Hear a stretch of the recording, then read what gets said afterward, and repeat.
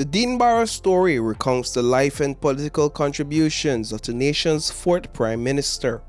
The biography was written by author Lawrence Vernon. This actual book took me about 2 years to research and write, because as I said, I wanted to get everything that was written about Dean Barrow from the newspapers and the archives, and from press releases and articles, and of course from my interview with him. The 32-chapter biography opens with excerpts from Barrow's final Independence Day speech in 2020 at the foot of the National Assembly building. At the time, Barrow had delivered more than 2 decades of Independence Day speeches, both as leader of the opposition and Belize's Prime Minister.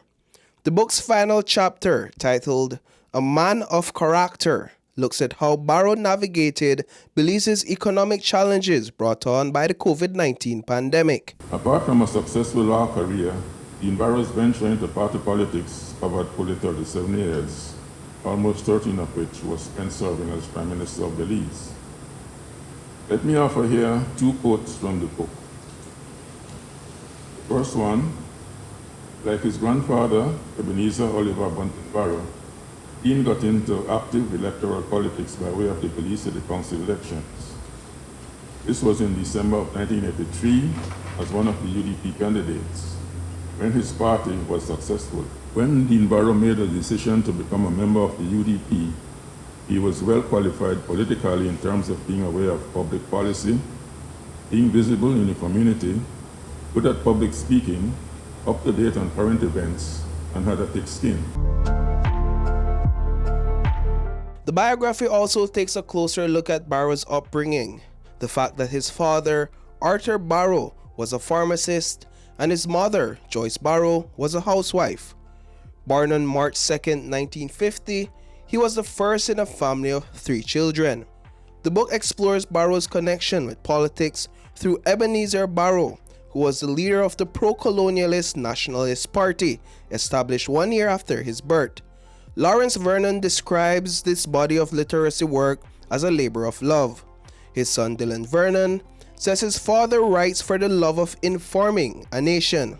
What motivates him to write?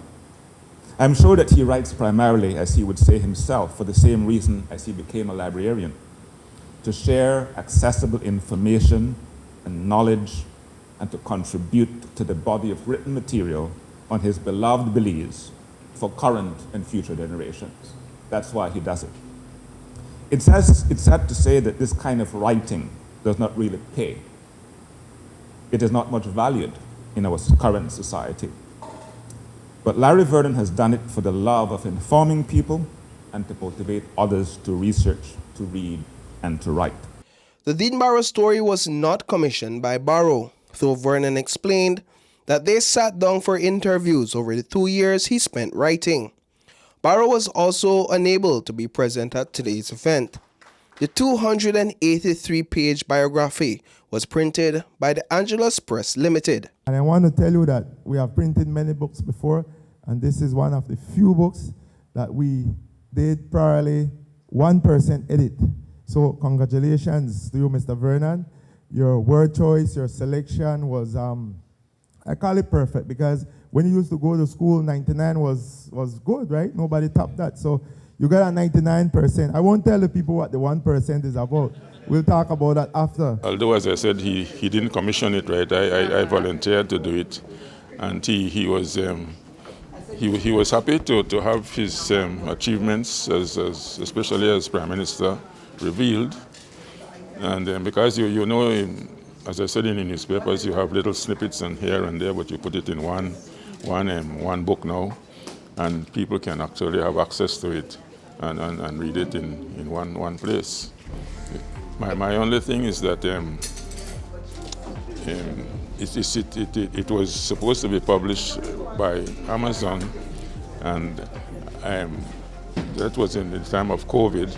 And when I returned to them, they had sort of raised the price for printing. So I said, why not do it in country?